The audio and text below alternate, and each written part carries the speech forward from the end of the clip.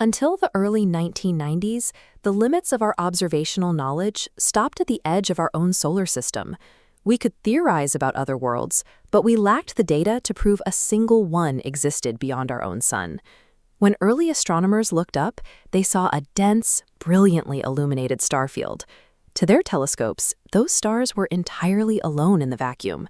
The barrier to finding exoplanets was a physical limitation of light and contrast. This diagram shows the problem. A massive, bright star completely engulfs a dark planet.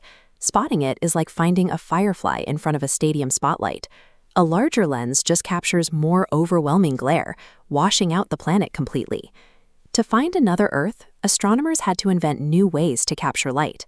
It required 30 years of iterative shifts in how we process motion and shadows to bypass that glare. Finding a second Earth is a problem of precision engineering. To succeed, we had to build instruments capable of measuring what we cannot see directly.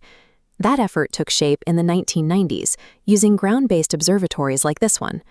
Astronomers realized that if a planet is too dim to see, they could look for its gravitational influence on its host star.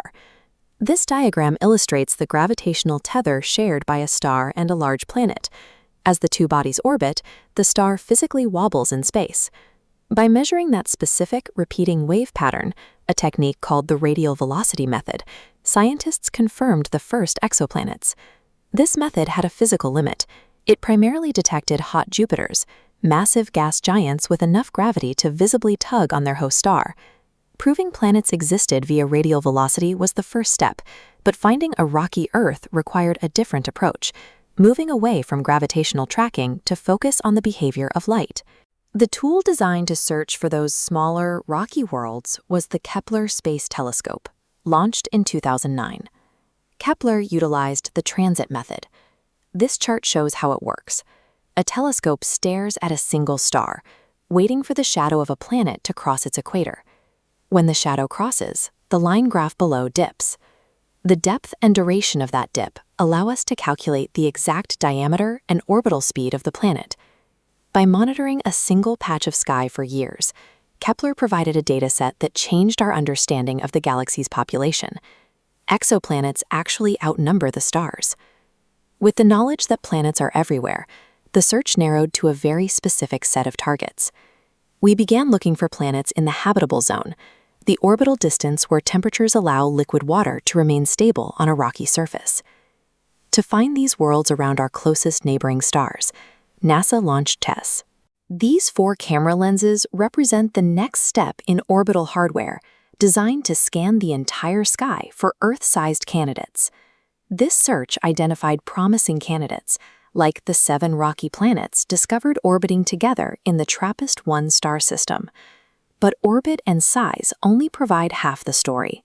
A rock in the habitable zone could be a dead, airless world, or a toxic environment like Venus. To find a true Earth 2.0, we had to find a way to analyze the chemical composition of an atmosphere from trillions of miles away. The James Webb Space Telescope was designed to bridge that gap. These gold-coated mirrors provide the surface area needed to capture the faint light filtered through a distant planet's air. The telescope uses transit spectroscopy. This diagram illustrates the process. As a planet transits, a beam of starlight passes through its atmosphere and splits into a spectrum of light on the other side. This expanded bar chart shows the results. Specific gases block specific colors of light, leaving distinct black gaps in the spectrum. These gaps reveal the presence of molecules like water, oxygen, or methane. If we detect a specific combination of these gases, like methane and oxygen existing together, it acts as a biosignature. On Earth, that chemical imbalance is maintained by biological life.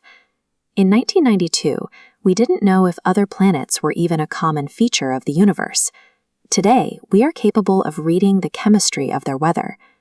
Because of this 30-year foundation of technical progress, finding Earth 2.0 is no longer a question of capability.